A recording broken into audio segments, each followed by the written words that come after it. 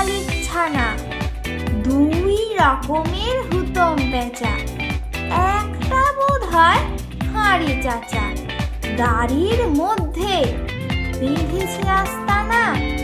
দুই, খুদে বাবু ফুল গাছে বসে যেন পক্ষী, মৌমাছি এসে বলে এ তো মহাঝক্কি, মধু খাবো সরে যাও। বাবু বলে চাপড়াও, তুমি আছো বলে গাছে বসবে না লক্ষ্মী। তিন, যেখানে যে বই আছে পাখি সম্বন্ধে, মন দিয়ে পড়ি সব সকাল সন্ধে।